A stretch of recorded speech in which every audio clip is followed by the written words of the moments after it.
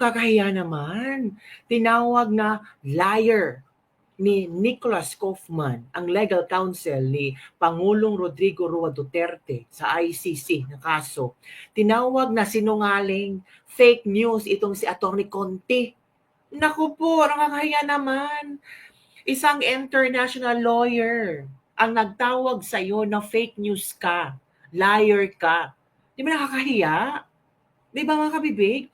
Parang sinampal ang maraming lawyer, ang maraming abogado sa Pilipinas. Di ba mga kabibig?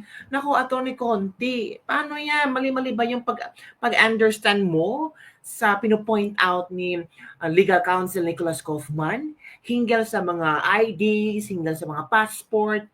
Naku po, eto kabibigan, manood tayo sa latest interview ni Nicholas Kaufman at kanyang sinabon, sobrang sabon na sabon, si Atty. Conti at tinawag niyang sinungaling. Let's all watch this video. Naku, kalarky, nakakahiya naman to. Diba, ang daming kakahiya sa Pilipinas. Oy, di ba? Eto kabibig, makinig tayo. This part. Wait mo na kabibig ha.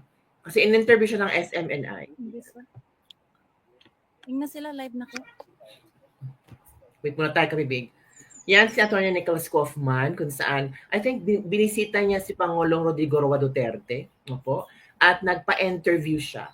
Okay. Pero ano naman hindi siya, mailap siya sa sa interview. At least, napagbigyan ang ilang mga tao. Di ba? Ang ilang mga tao para masagot ni Atty. Kaufman mga allegations. Ito na. Tingnan tayo mga kabibig. Magtabi lang po na sure that the camera is very...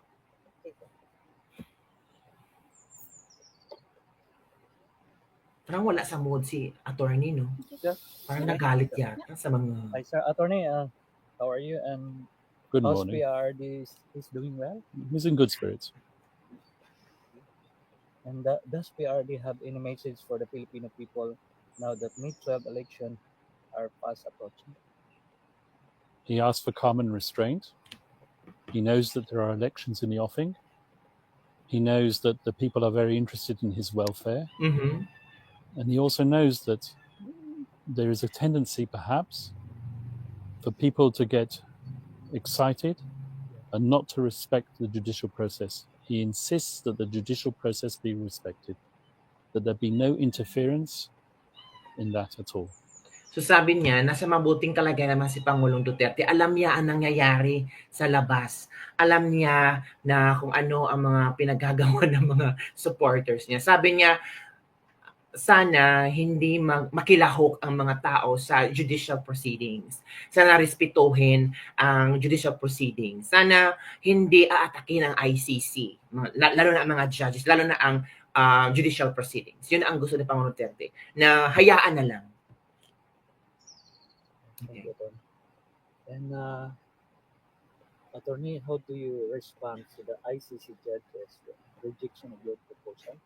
Do you believe it undermines the rights of the accused in any way? Medyo mahina ang boses. Well, this whole thing about the judges rejecting my proposal, that never happened. All that happened was that there were two activist victims representatives by the names of Joel Butian and Christina Conti. Oo, na-mention na ha, Christina Conti. Sabi niya, hindi naman na-reject. Di ba? May mga dalawang activist daw. Hala, activist! Nako!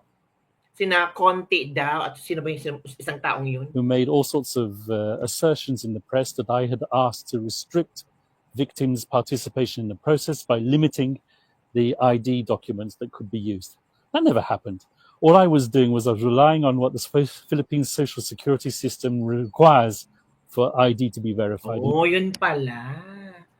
Para sa social security system pala, ang hinihinga yung mga IDs. Tapos, na-misinterpret ni Conti. Diba? So, parang natatawa na lang si Atty. Kaufman sa misinterpretation ni Atty. Conti. Diba? Ang gusto lang talaga ni Kaufman is for social security system. Normal lang naman yung mga ID hinahanap niya. Diba? In the Philippines. What they don't tell you is that they were not accepted at this present moment in time to be representatives of the victims, rather the OPCV, which is the unit which is dedicated to representing victims at the ICC. So this is not a question of the judges rejecting something that the defense asked for. This was a response that the defense made to the VPRS, which is the internal court unit which is responsible for assessing victims' applications. That's all we did. We made observations. We didn't make a request which was rejected. That's Oh, they're making observations pala. They're not making requests. Ala ka, mali. Ang mga pinalabas ng media. a big lie. Oh, again. Parang nagalit na yata si Nicholas Kaufman, oh. For assessing victims' applications. That's all we did. We made observations. We didn't make a request which was rejected. That's a big lie. Ala, nagalit. So do you think the ICC sets dangerous precedent by relaxing documentary requirements, particularly in highly politicized cases like this? Once again, this whole issue of it being a dangerous precedent is not something that we created. It's something that's in the minds of Joel Butian and others. Nako. And lastly, Attorney, what is your message to the Filipino people closely watching the process unfold? Respect the judicial process, respect the judges, and respect former President Duterte's right to a fair trial. Correct. Thank you. Oh, di ba? Thank you so much. Respect the judicial proceeding, respect Pangulong Duterte to have a fair trial. Di ba? Kita nyo naman, di ba? Ako, believe ako kay Nicholas Kaufman talaga. Akala kasi nila, pag nandun na sa ICC, pwedeng mekos-mekos. Hindi ganun ang mga lawyer doon, Day. Hindi ganun. Attorney, can I ask another one? Sir, may we ask if you have already applied for PRRD's interim release? Once again, I'm not going to comment on the chronology of that request. There will be a request for interim release in due course, but as I said many times before, certain conditions have to be right for that interim release to take place. And it's the judges who ultimately decided.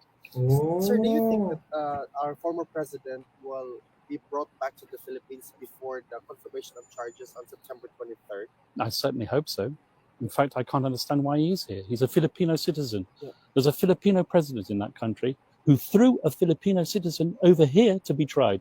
Why isn't he in the Philippines? Why isn't he being tried in the Philippines? Why is there not a Filipino judge who is trying him? Correct. Exactly, sir. Because Galit that's the sentiment of a lot, if not most of the Filipinos, that he is illegally detained here and that our judicial system is fully functioning well. So we don't understand why the ICC actually took cognizance of what's happening right now.